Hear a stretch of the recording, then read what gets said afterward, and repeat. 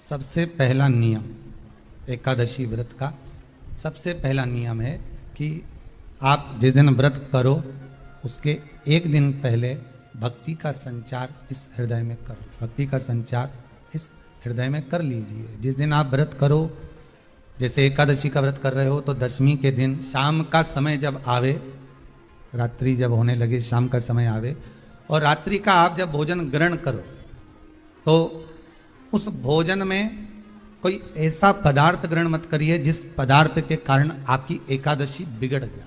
कोई बेकार भोजन में ग्रहण नहीं करना, श्रेष्ठ भोजन ग्रहण करिए दशमी।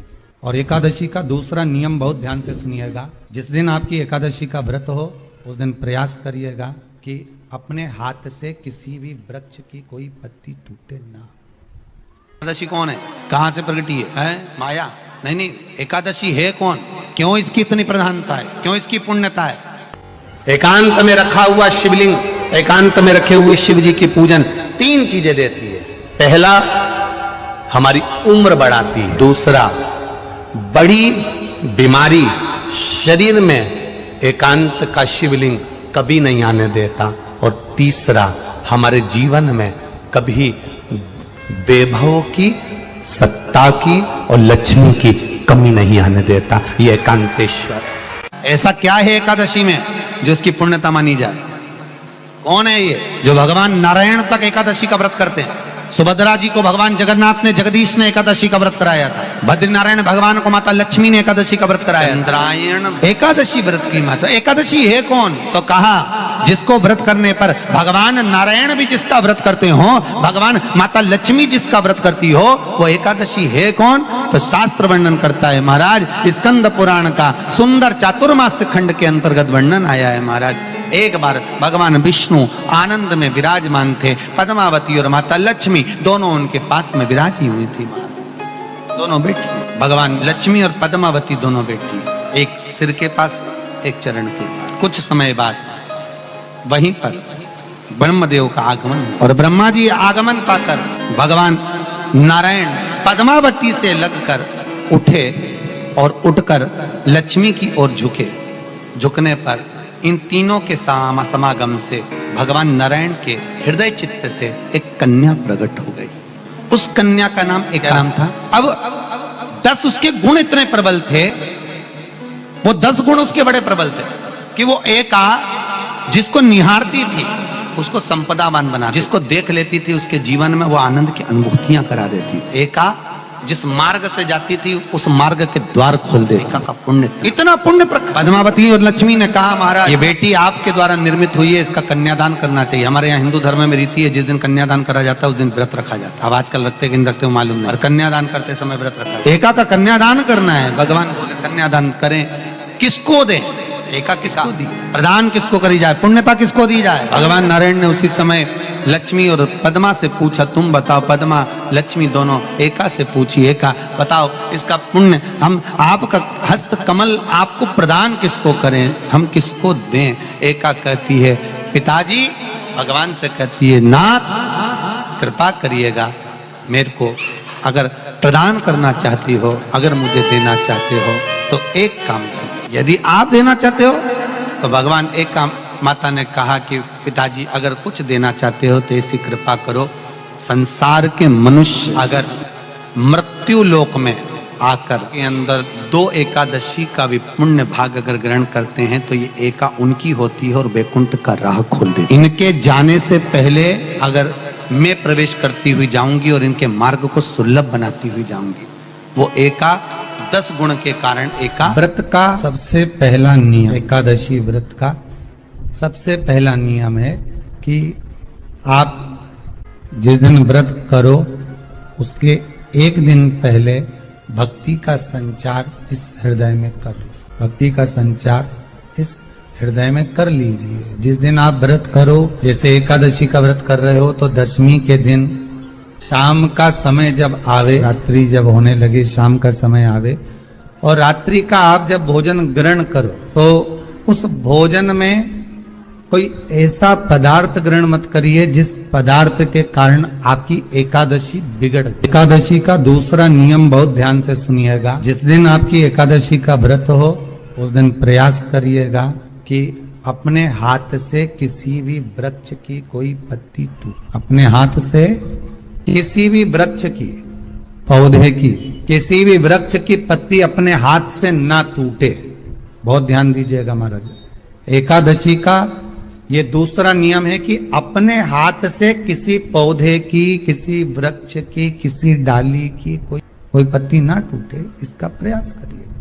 यहां पर तीसरे नंबर का जो, चौथे नंबर का जो उपाय बताया है, उपवास करने का जो नियम बताया, उसमें वर्णन किया एकादशी के दिन अगर आपका व्रत है तो आप भूलवश भी डब्बे में रखी हुई रोटी गाय को ना देते हुए कुछ थोड़ा सा फलहार, कोई केला, कोई सेब, जो आप खाते हो, अंगूर, पपीता, जो आप ग्रहण कर रहे हो, उसका थोड़ा सा भाग आप गाय को प्रदान करो। आप गाय को दी, रोटी ही दी है, डब्बे में से निकाल के ले गई, गाय आई है, रोटी देना, देव मना नहीं। बाकी के दिन आप आपके बेटे से कह दो रोटी दिया बेटा जा, पर आप अपने हाथों से, आपका व्रत है तो आप फलाहार आप कर रहे हो तो फलाहार का ही दान गौ माता को दीजिए।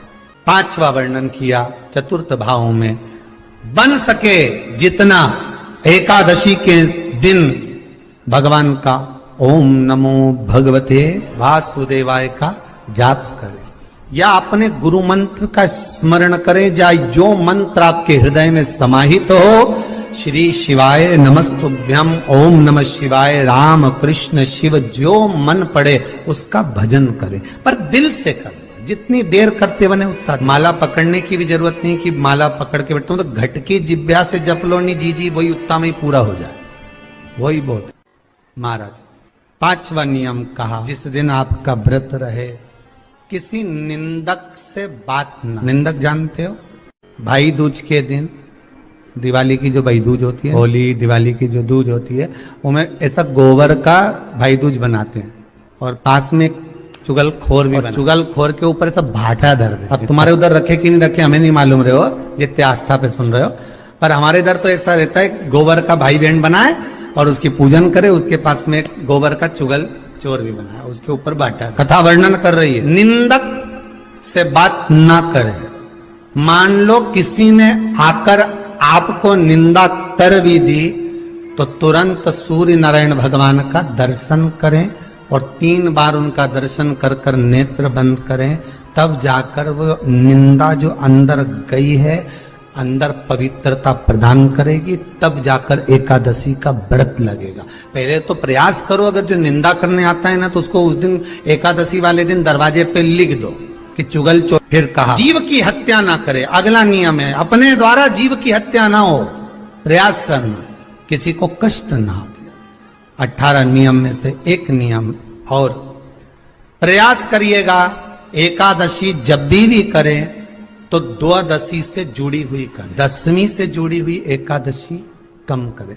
जो वैष्णवों की एकादशी कौन सी होती है, जो एकादशी द्वादशी से जुड़ी, 10वीं से नहीं, 10वीं से जुड़ी हुई एकादशी व्रत कहलाती है, और द्वादशी से जुड़ी हुई एकादशी पुण्य फल प्रदान कर कर वैष्णवों को भगवान के चरण में छोड़ आती है। इसलिए एकादशी द्वादशी से जुड़ी हुई होना चाहिए वैष्णव। फिर अगला वर्णन किया गया, महाराज शास्त्र कहता है, अगला वर्णन जो किया गया उसमें बताया, प्रयास करें जिस दिन एकादशी हो उस दिन घर में बुआरी झाड़ू आदि जो लगती है वो दूसरा लगा। क्यों? उसका वर्णन है, अगर आप बुआरी लगाएंगे, झाड़ू लगाएंगे, पोछा लगाएंगे तो हो सकता है कोई जीव आपके हाथ के द्वारा मर जाए। अब एक बार ये कथा हमने काशी में कह दी, क्या करोगे? सारे व्रतों में केवल एक व्रत ऐसा होता है एकादशी का, जिसका उद्यापन पहली एकादशी पर भी कर सकते। सारे उद्यापन में केवल एक उद्यापन ऐसा होता है, सारे व्रतों में एक व्रत का उद्यापन ऐसा होता है, वो है एकादशी का। ये जरूरी नहीं कि 26 पूरी होगी तभी तुम करोगे, या तो पहली में कर लो या फिर 26 पूरी हो तब कर। पर उद्यापन, अगर तुमको ऐसा लगे कि हाँ मैं अभी तो जीऊंगी हो, अभी तुम्हारा बाल भी धोला नहीं हुआ, तुमको ऐसा लगे तो अभी तो पहली पर करने से क्या फल मिलेगा? तो एकादशी की नियमावली कहती है, अगर मान लो आपने पहली एकादशी पर भी उद्यापन कर लिया, इसके बाद में जितनी एकादशी करोगे वो सारी तुम्हारे खाते में जुड़ती जाएगी। मतलब बैंक में खाता खोल लो, ठीक है, खाता खोल लिया, अब जितना कमाता जाओगा उसमें डालते जाओ, जितनी कमाई करके लाओगे उसमें जमा करते जाओ। एकादशी एक बार उद्यापन पहले में भी हो गया तो बाकी का पुण्य तुम्हारे खाते में, उसका पुण्य। एकादशी का उद्यापन बड़े महीने में माघ शुक्ल एकादशी के दिन, माघ का महीना हो, शुक्ल पक्ष की, जम के बोलिए, एकादशी हो। प्रयास करना कि आप उद्यापन करें, भले 5, 10, 11, 12 जितनी एकादशी हो जाए, 26 हो जाए तो ज्यादा अच्छी है, नहीं तो आप करें तो माघ महीने की शुक्ल पक्ष की एकादशी के दिन आप उद्यापन प्रयास रख। बड़े महीने के अंतर्गत जो उद्यापन, हाँ चतुर्मास के अंतर्गत उद्यापन नहीं होता एकादशी का, बहुत ध्यान दीजिए। ये जो सावन भादो कुंवर कार्तिक जो 4 महीना होते हैं भगवान के शयन करने के, इसके अंतर्गत एकादशी का उद्यापन नहीं, और इसके अंतर्गत उद्यापन करना भी नहीं चाहिए। एकादशी का उद्यापन माघ महीने की शुक्ल पक्ष की एकादशी के दिन आप बहुत प्रेम से आनंद के साथ करिए महाराज। परंतु एकादशी के उद्यापन में सबसे ज्यादा अगर कुछ जरूरी होता है तो 24 तरह का नैवेद्य जरूरी। कितने तरह का? 24 तरह का नैवेद्य। अब आप कहोगे गुरुजी उद्यापन हम कर रहे हैं एकादशी का, तो उसमें तो फलहार का हमें नैवेद्य बनाना चाहिए। तो फिर ये पुराण के अंतर्गत स्कंद पुराण में ये चीज लिखी है कि एकादशी का जब उद्यापन करते हैं तो 24 तरह का नैवेद्य बनाकर सिद्ध करते हैं। 24 तरह का नैवेद्य जान रख लेना, हलवा बना लो, खीर बना लो, पूड़ी बना लो, सब्जी बना लो, पकोड़ा बना लो, भजिया बना लो, ऐसे 24 तरह का नैवेद्य अलग अलग चाहिए। पर लोग क्या करते हैं, खोपरा पाक बनवा लेते हैं 1-2 किलो और 24 जगह रख देते हैं। 24 तरह का नैवेद्य रखा जाता। एकादशी के दिन भगवान का पूजन का पूरी तैयारी कर कर, मंडल आदि बनवाकर, विद्वान ब्राह्मण को बुलाकर, कर्मकांडी ब्राह्मण को बुलाकर, जो भगवत सेवा में एकादशी का उद्यापन कराए, उन ब्राह्मण के चरणों को नमन कर कर, प्रणाम कर कर एकादशी का पूजन करवाइए। और उस मंडल की पूजन कराकर हवन द्वादशी को कराइए। एकादशी को, एकादशी के उद्यापन का जो हवन होता है वो द्वादशी को। सब बोलिए एक बार जमकर, श्री शिवाय नमस्तुभ्यम। श्री शिवाय नमस्तुभ्यम। हर हर महादेव। यह उपाय आप एकादशी के नियम या एकादशी के व्रत में इस नियम को जरूर करें। इस नियम को करने से एकादशी के व्रत संपूर्ण यानी पूरा माना जाता है। तो एक बार बोलिए प्रेम से विष्णु भगवान की जय, लक्ष्मीनारायण भगवान की जय।